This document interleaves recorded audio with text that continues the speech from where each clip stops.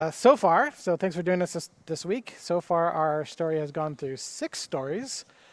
Quick recap. We have gone through the creation and how angels have responded to God creating things, God creating the known universe, right? The sky, the water, the land, those 3 domains, and then filling them, creating humans and breathing life into them, the breath of life. And so the humans have both the mortal, the earth side, and also the spiritual side of things, where they have an instinct on the earth side, and they all have the self-control on the spiritual side. They're giving boundaries. Hey, don't eat this tree. Don't eat from this tree. They, of course, go over that boundary and eat it, and God punishes them, or doesn't punish them. He gives out consequences for that disobedience and says, all right, well, now you have to get out of the garden. And then that just rolls down from there, right? Cain and Abel. Cain furthers the sin and kills his brother, wanting to be the best and the best sacrifice and the best in God's eyes. And then Cain is now kicked out of the current civilization and really uprooted from his occupation and everything that he knows, his family, and kicked out. And then that rolls down, right? And so Cain and really all of humanity goes into a 100% evil mode, where every thought, all the time, they're all evil except for one guy, Noah. And God finally just, he goes down to the end of the line where it's just this one guy and that's all he has left. And so, all right, well, then he's going to wipe out the humanity and wipe the board clean and gives Noah a chance to start over. And so now we go a few centuries later, and we're talking about Abraham. We're skipping Tower of Babel. So if you want to do Tower of Babel, go look that up and read it and ask those hard questions that we've asked before of, hey, what are the problems with the story? What's actually going on? Why does God actually do this, right? How is he responding to humanity? How does the attributes apply to this scenario and what's going on here? So those are all good questions. I encourage you to go back and read those. So here's Abraham. 400 years after the floodwaters subsided and just a few generations after the Tower of Babel was abandoned, a man named Abram chose a barren woman named Sarai to be his wife. He also cared for his nephew Lot, whose father had died. One day God spoke to Abram, saying, "Leave your father and go to a certain land that I will show you. I will make you famous throughout history, the father of a great nation. I will bless those who bless you and curse those who curse you. I will bless the entire earth through your descendants." Now, Abram was 75 years old, and his wife Sarai was 65. Nevertheless, Abram and Sarai left the protection and care of his father's clan to go in the direction God told him. Lot also followed them. Abram traveled until God told him to stop. He said, "As far as you can see in all directions, I am giving this land to you and your descendants. It is the promised land." Time passed. Abram and Sarai had traveled throughout the promised land, building altars to God and living in tents. Although they were blessed financially with a large and growing number of servants and livestock, they had no children still. In the meantime, Lot and his family had moved close to a nearby city. When that city was caught up in a battle with another city, his family was taken prisoner. Abram heard about this and rallied 318 of his men, fought and rescued Lot and all the other prisoners. Immediately after saving them, a man named Melchizedek, the king and priest of Jerusalem, traveled to the valley where they were. He had prepared bread and wine for Abram and all his men. When he presented the bread and wine to them, he said, "Abram, you are blessed by God Almighty, the creator of earth. Praise to the God Most High, who handed you your enemies." At hearing Melchizedek's words and seeing the bread and wine, Abram gave him 1/10 of the plunder.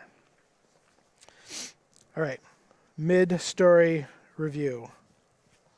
What's gone on so far? This is mid mid-story. So, I mean, it's long. We've yet to do a Okay, mid. I was a little bit confused because I didn't feel like there was a whole lot, to dissect there. Yeah.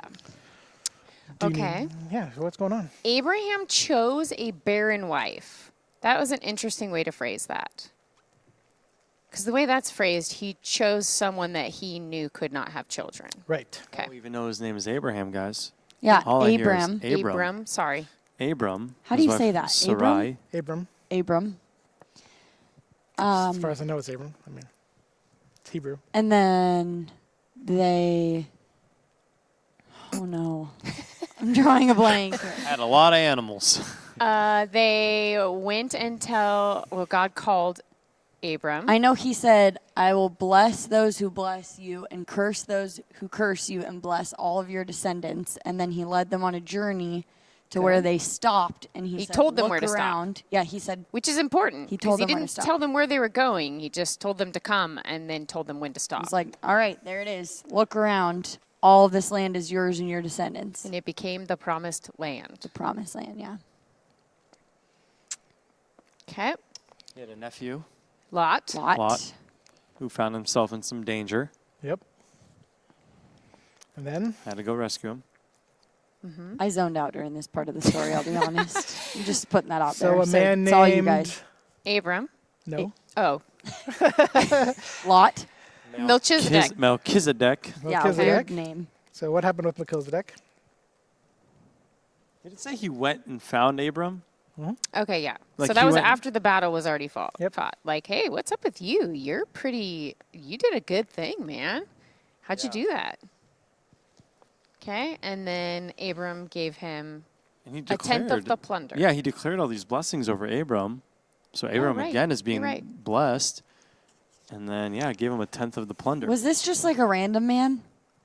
Do we know anything was about a this? king and a I priest, still it don't know how to said. say And his a name. priest. He was king and priest. and a Mc- priest. something Of or other. Jerusalem. Melchizedek. Does it really say it's Melchizedek. Jerusalem? I never Melchizedek. knew that's where Jerusalem. Melchizedek. Yeah, I didn't know that. I He didn't even was- know there yeah, was a Jerusalem. Jerusalem at that point. Yeah, I didn't know. Okay. amazing. And this is all we ever hear about Melchizedek in the Old Testament. Yep. Well, He's a one-hit wonder. he's mentioned a couple times, but yeah, he's a one-hit wonder. We don't know basically. that, though. We've only heard of him once. Great point. Why do you think God chose Abram? Ooh, good question.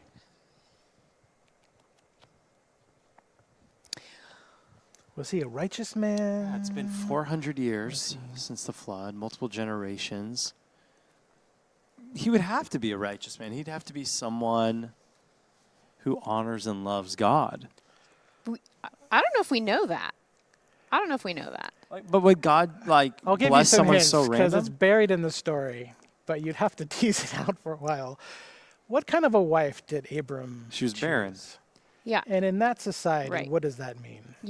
You're not going to have an inheritance. Your family line will stop, which is stupidity. You would never choose a barren Yeah. wife, ever. So is he stupid or just really?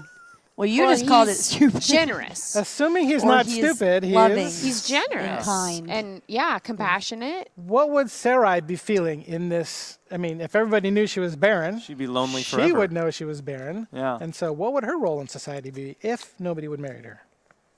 She'd be a nobody. She'd be a beggar, maybe. Maybe she would. Maybe But someone how did would she know she pity was her. barren? There are ways, Tony. Yes. Yeah. We won't get into anatomy here. Yeah, that's true. Ancient gonna say, I medical mean- anatomy. Yeah. Yes. So he almost, I can't think of a better word than this, but like rescued her by like choosing her despite He forfeited this like Yeah. giant thing. Okay, and we haven't really talked about this, but from what we know even today of Eastern culture, these are people who pride themselves in hospitality. So you're talking about a kind of hospitality that's over and beyond. You don't just benevolently say, fine, I'll marry you because I pity you, because you've just sacrificed your entire future. Not just your entire future, but whatever your livelihood is that children help you with and then carry on after you're gone. You've sacrificed everything. It's the biggest sacrifice besides you're just laying down your life. We have all these things that humans are supposed to be. Right. Is it- Selfish Is and Abram doing this prideful. stuff? Is he choosing these things? He's definitely not selfish, I feel Right. like. This is very selfless of him. True. Does not seem to be prideful. And if God is relational, which we've established, he's looking for a relationship. So if this is a person that is not selfish, this is potentially a good relationship right here. And he's basically the opposite of what humans have kind of started to become. Right. These negative things. Well, even add Lot to that. He didn't have to go and try and rescue Lot. He could have said, well, sucker, shouldn't have shouldn't have gone and lived there. You. Right. The battle's on going your to own. cost me. Yeah. So why should I do that? So instead, he goes and rescues again. So those Pretty selfless. If that's what we're gathering, he's forfeiting a Benevolent, lineage. Yeah, selfless. benevolent. Yeah. Yeah. It's more than selfless. It's generous, right? It's just Yeah. like, I am going to give up basically my whole descendants and my ability to be the head of a clan and help this woman. Pretty good reason to choose someone. And I can't imagine, like you said, in Eastern culture, how he would have been viewed for being willing to walk As away from dumb. all that. Yeah. Yeah. it would be foolish. What did God promise to Abram? He said he would have descendants. Many descendants. Which is weird because he just chose a woman who can't have children. Yeah, so that, like, if I didn't know anything else besides this, which I don't, I only know this story, Right. Good girl. Yep. I would be very confused by that. I'd be like, what are you trying to get at with that? How is that even possible? Yeah, Yeah. it's like So foreshadowing. Rai's response so far is not listed, right? Like Like when- no, she when hasn't God- said anything okay. yet. No. All right, we'll skip that one. All right, back to the story. Decades pass. Abram and Sarai still did not have a child, and he began to doubt the promises. Then God took Abram to see the night sky. Look up. Your family will be like these stars, too many to count. Abram believed this promise, so God called him righteous. God then made a contract with Abram called cutting a covenant, because the details of the contract were agreed on while standing in between an animal that had been cut into two pieces. Whoever broke the contract covenant would be killed likewise. God told Abram to take a heifer, a goat, and a ram and split their bodies. He watched as God alone moved in between the animal halves and made him a covenant, saying, "You will have descendants. To you and them I give this land. They will become enslaved and oppressed in the foreign land, but after 400 years they will return here. During that time, the people who inhabit this land will reach the full measure of their sins." More years passed, and Sarai became impatient with not having a child. She convinced her servant Hagar to be a substitute mother for her. Abram agreed with this plan, and Hagar gave birth to a boy named Ishmael. This caused much tension in the family. When Abram was 99 years old, God appeared to him again, saying, "I am changing your name to Abraham, which means father of many nations. Remember my covenant to you. I will always be your God, and your descendants will always be my people. This is how to bring your descendants into our covenant. Every male is to be circumcised. It is the sign of our covenant. An uncircumcised male will be cut off from my people. Sarai will now be Sarah, mother of many nations. Very soon she will have a son." Abram laughed at God's promise. "How can I become a father at 100 years old? How can Sarah give birth at 90? Pass your blessing through my son Ishmael." But God said, "Why do you laugh? Is anything too hard for me? About a year from now you will have a son. Name him Isaac. Through Isaac and him only will I pass my blessing." A year later, exactly as God said, Sarah gave birth and named him Isaac, which means laughter. As Isaac grew, the tension in the family around Hagar and Ishmael created too much trouble. They were both forced to leave the promised land. For Abraham, Isaac was a living, breathing reminder that God's promises are true. He consistently taught Isaac about God, his blessings, and his promises.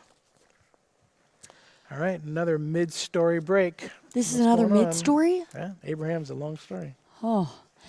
Okay. Abram, at this point, he began to doubt God's promises. Yes, decades have gone Decades by. have Yeah, gone by. decades have gone by. So he was doubting his promises to Understandable. have a family, basically. Which, did it mention in the previous section that, I guess it's God promised that he would have descendants, so. But never said essentially- when he would promise it. Yeah, So Yeah. now he's waited for decades. he's getting impatient. He was old to begin with. Not even Now he's older. 99 years old. I mean, at this point,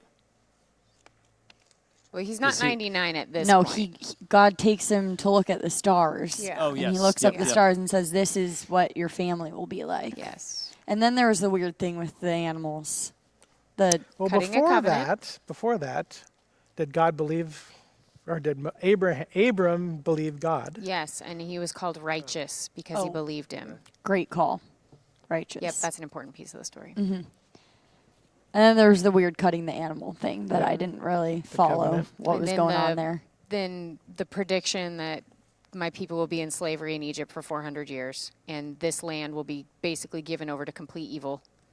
until they come back Yeah. to it. Yep.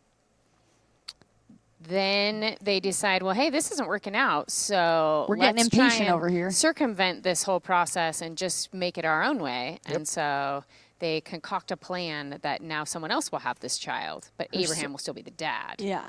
That's not Then there exactly. caused problems in Tension. the family. Yeah, Tension. that's really understandable. Which, yeah, I makes sense. Adds up. So Yep. did Abram give up on the promise, though, or did he just say, fine, we'll just have a kid?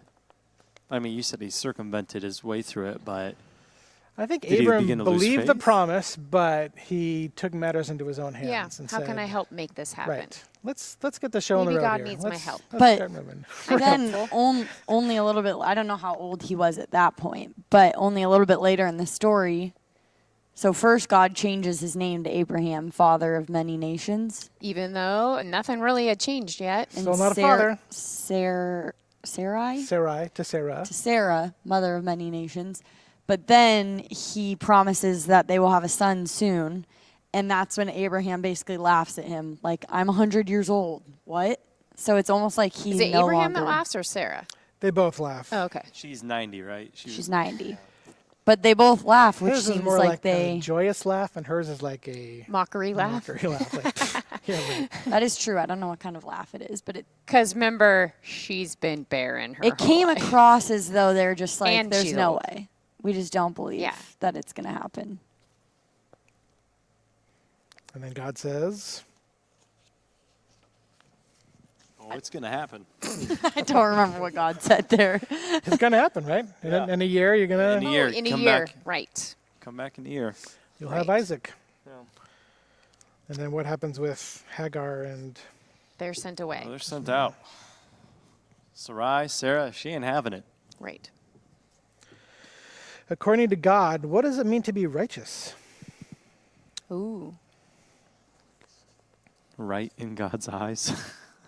Well, Abraham believed God. Yeah, trusting called in, righteous. in God's promises for you. And our definition was Abraham always righteous? Was he a perfect man?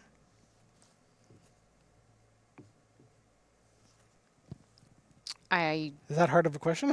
I mean, we know he's generous.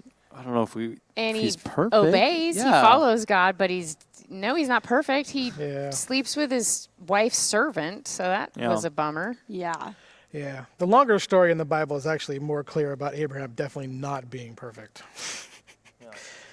But in the shortened story, we kind of cut all that stuff out. So He was like a 10 out of 10 before all this happened, and then the stuff went down with Hagar, and then it kind of, yeah, yeah, yeah.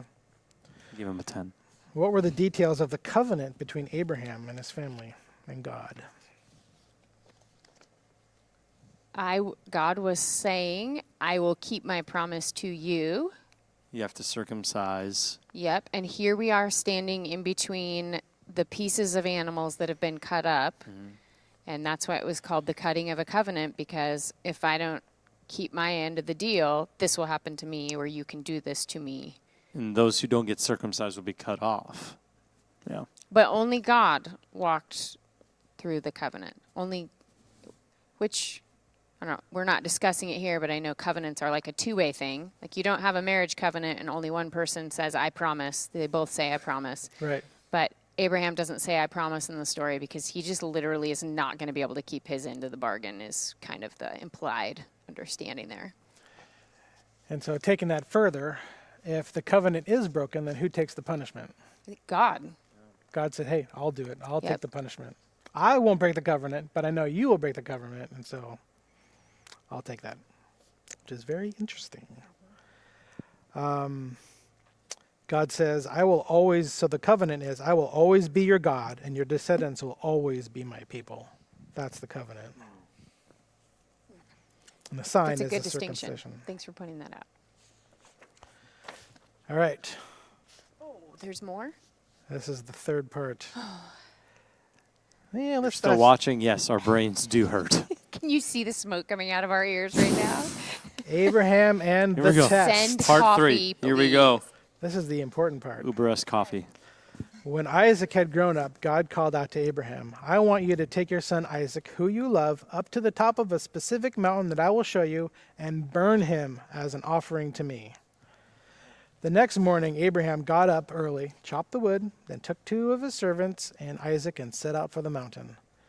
3 days into their journey, they saw the mountain.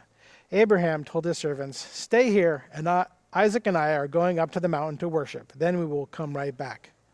As they were walking up the mountain, Isaac became curious and asked, Father, we have the wood and the fire, but where is the lamb we are going to sacrifice? Abraham told him, God himself will see that there's a lamb. When they arrived at the top, they built an altar. Then Abraham tied Isaac up and laid him on the altar over the wood.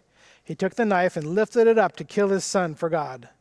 At that moment, the angel of God shouted to him from heaven, Abraham, put down the knife. Do not hurt your son. It's clear that you fear God because you didn't hesitate to give me what you love most. Then Abraham looked behind him and saw a ram with his horns caught in a bush. He took the ram and offered it to God as a substitute for his son. So Abraham named that place God Sees. Soon afterward, God said to Abraham, because you didn't refuse to give me your son who you love, I will bless you greatly. Then Abraham and Isaac went down the mountain, met up with their servants, and returned home. Recap. Here's Abraham being generous again, willing to give up his actual son from Sarah. And this was Not his through only son proxy. at this. He only had Isaac. Yeah. So I think Isaac was a bit older, it said. So he was older. But I think it's like they climbed this mountain. They're hiking this entire time, and he knows I'm about to sacrifice my son, who I've waited for. Sacrificing the promise. Who I've waited for generations. Yeah. And I'm about to Or decades. You mean decades. Yeah, sorry. Yeah, decades. And he Yeah. had him in his old age, and he's now even older. And God promised this specific child, and now God is saying, all right, now give the child to me. Maybe when you've seen a miracle like that, you think, well, he can just do another one. But still, that doesn't even touch the love a father has for a child. Right? But also it says that he was instructed to take him up on the mountain and burn him, but the story says that he's about to stab him, which, I don't know, I feel like that would be a more merciful way to go. Well, they kills him with the sacrifices, right? They kill the And then burn it. sacrifice, and then they burn Okay. it. Jeez. So, yes, they take wood, they climb the mountain. The and specific mountain that God Yes. pointed out. And then at some moment, Abraham had to grab his child and tie him up. Yeah, I was really Such a wondering about that brutal because moment. as they're going up the mountain, Isaac is like, "Where's the animal that we're sacrificing?" Right. And You know he's where's the looking around. lamb? Where's this lamb? And then Where's this lamb? Abraham said something like, "God will point out the perfect lamb," or something. God will provide. God will provide. And then we cut to him being tied up and about to die. Which, like, what went down in between there must have been How does an wild. old man get a young man to get tied down? And You can only imagine that Isaac is trusting as well, right? Like, Isaac trusts his father, like, okay, this is what has to happen. and then the audible voice of God steps in, says, "Put the knife down," and then blesses Abraham. I know it's not in what you're reading, but I know from studying ancient history that it's very cultural. It's a very common part of their culture to offer your firstborn son to a god. Not the Israelite culture. True. But But around them. Abraham wasn't the Israelites aren't people That's yet. true. He did, yeah. He's part of he was from a more eastern land. He went where God told him to go, which would be the future Israelite land. But So maybe it was more normalized. well, Like it I don't wasn't know. as. I mean, the request wasn't out of the norm for a God yeah, to but ask. we're trying to paint a picture of a God that's different than all those other gods, and that all the other gods you would have to kill your firstborn to appease them or make them love you or take care of you or whatever, Yeah. help you be prosperous. But this God stops him And that's different. So it was almost like he was testing Abraham, I feel like, just seeing if he would be faithful and do what he asked, and if he did fear him, because he mentions afterwards that he must have feared him in order to be willing to kill his son. So he's almost like putting him to the test. What was the name of the mountain? God sees. Like God sees. He sees You mean the Abraham. place? Yeah. God sees. Yeah. Which is weird because we didn't talk about this either, but I think that's what Hagar calls God also when she runs away with Ishmael. God sees. God sees me. Interesting. That is interesting. Why would God test Abraham like this? Why would he do that? That's really That's what the I was question. wondering. That's what I was kind of getting at with the test thing is But why. was he the- willing to see, hey, will you still love me and will I still be God to you, even if I've given you the promise? Or did you hold on did you love me just to get to the promise? And then once you received it, you forgot about me or Or not maybe forgot. it's just trust. That's good. Yeah. Do you trust me? Yeah. No, I would say no. Nope. You're asking me to kill my child? Nope. But I like how Tony put it. Like, hey, is the promise more important than me, right? Yeah, it's like What's once more he important got to it, you? was he more focused on that, or was he still willing to sacrifice whatever to God? And That's then kinda we see scary. once again that trait of generosity coming back into play with Abraham. That's way beyond generosity. Yeah, I mean This, generosity to total different to make it almost crass, that's like stupid generosity. Yeah. Poor guy, you keep calling him stupid. If we were to try and modernize this story, you're called crazy is what you're called. Yeah. If you're going to go kill your own child and claim that God told you to do it. Yeah. Indeed. Why is Abraham willing to sacrifice Isaac to God? He's stupid. Just kidding. Just kidding. Strike that from the record. Well, is this the first time that we've heard the mention of a fear of God? Yeah.